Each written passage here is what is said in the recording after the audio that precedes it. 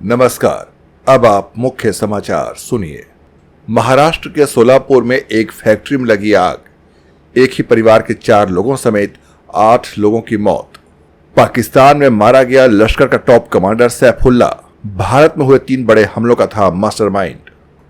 मायावती ने भतीजे आकाश आनंद को बनाया बीएसपी का चीफ नेशनल कोऑर्डिनेटर। चुनाव कैंपेन के संभालेंगे कमान। झारखंड के मुख्यमंत्री हेमंत सोरेन के चाचा का निधन, अंतिम संस्कार में शामिल होने पैतृक गांव पहुंचे मुख्यमंत्री। और अजय नाथ शाहदेव बने जेएससीए के नए अध्यक्ष। एक तरफा दर्ज की जीत। समाचार अब विस्तार से। लश्कर तैयबा का टॉप कमांडर रजाउल्लाह निजामनी उर्फ अबू सैफुल्ला रविवार की दोपहर सिंध के मतली में अपने घर से बाहर निकला था। एक चौराहे के पास हमलावरों ने उसे गोली मार दी। अधिकारियों ने बताया कि निजामनी को पाकिस्तान सरकार की तरफ से सुरक्षा प्रदान की गई थी। अबू सैफुल्ला नागपुर में संघ मुख्यालय पर हमले की साजिश रचने के अलावा 2005 में बेंगलुरु में भारतीय विज्ञान संस्थान पर हुए हमले और 2001 में रामपुर में केंद्रीय रिजर्व पुलिस बल यानी सीआरपीएफ शिविर पर हुए आतंकवादी हमले में भी शामिल था। अबू सैफुल्ला लश्कर तैयबा का एक टॉप कमांडर था। वो भारत में कई आतंकी हमलों का मास्टरमाइंड था। सैफुल्ला नेपाल में लश्कर का मॉड्यूल संभालता था और वहीं से भारत के खिलाफ आतंकवादी साजिशों को अंजाम देता था। भारत की सुरक्षा एजेंसियों ने उसे मोस्ट वांटेड आतंकियों की सूची में शामिल किया था। उसकी मौत को लश्कर तैयबा के लिए बड़ा झटका माना जा रहा है। महाराष्ट्र के सोलापुर में एक फैक्ट्री में आग लगने से कम 8 लोगों की मौत हो गई। मृतकों में एक ही परिवार के 4 सदस्य भी शामिल हैं। इस हादसे में मारे गए लोगों में 3 महिलाएं और एक बच्चा भी शामिल है। प्रारंभिक जांच के तौर पर इस हादसे के पीछे शॉर्ट सर्किट को वजह बताया जा रहा है। हादसा सोलापुर के सेंट्रल टेक्सटाइल मिल में हुआ। हादसे पर प्रधानमंत्री कार्यालय ने सोशल मीडिया एक्स पर अफसोस जाहिर किया है। पीएमओ ने हादसे में मारे गए लोगों के करीबी परिजनों को 2-2 लाख रुपए और घायलों को 50-50 हजार रुपए के मुआवजे की घोषणा की है। जनसुराज पार्टी के प्रशांत किशोर अपने हजारों समर्थकों के साथ मुख्यमंत्री नीतीश कुमार के गांव कल्याण बिगहा पहुंचे। हालांकि प्रशासन की अनुमति नहीं मिलने की वजह से उनके समर्थकों को बाहर ही रोक दिया गया।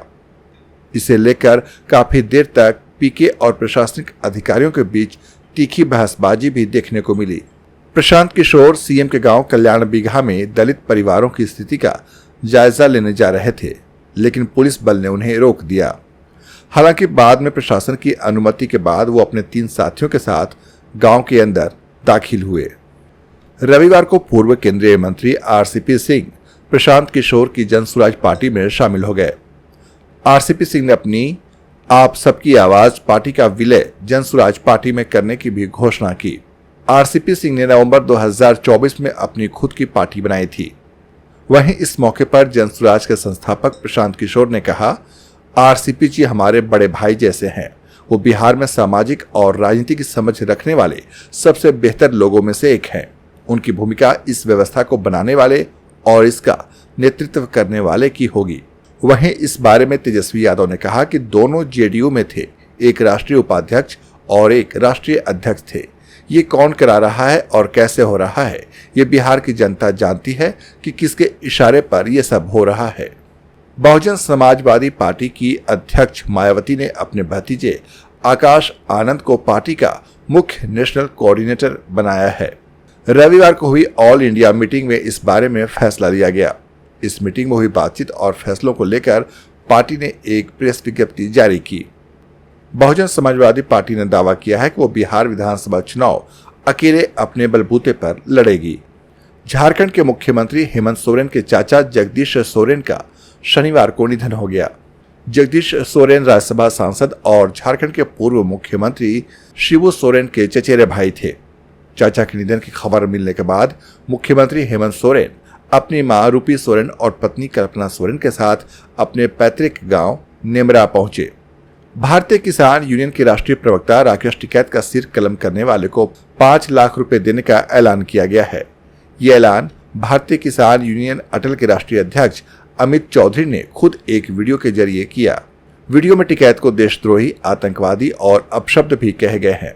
वीडियो वायरल होने के बाद भारतीय किसान यूनियन के लोगों में नाराजगी है। अमित चौधरी द्वारा दी गई धमकी को लेकर मेरठ के जानी थाना इलाके के गांव टिकरी के रहने वाले नितिन ने तहरीर दी है। इस मामले में मुकदमा दर्ज कर लिया गया है। Jharkhand state cricket association JSCA के बहुप्रतीक्षित चुनाव के नतीजे घोषित कर दिए गए हैं। इस चुनाव में अजय नाथ शाहदेव की अगुवाई वाली टीम ने एक तरफा जीत दर्ज की है। Ajay Nath Shahdeo Jharkhand state cricket association के नए अध्यक्ष निर्वाचित हुए। उन्होंने अपने निकटतम प्रतिद्वंदी SK बेहरा को 207 वोटों से हराया। अजय नाथ को कुल 420 मत मिले, जबकि SK बेहरा को 213 वोट मिले। इसके साथ ही उनकी टीम से संजय पांडे उपाध्यक्ष, पूर्व क्रिकेटर सौरभ तिवारी सचिव, शहबाज नदीम सह-सचिव और अमिताभ घोष कोषाध्यक्ष चुने गए। अगले 4 दिनों तक झारखंड में मौसम का मिजाज बदला बदला रहेगा।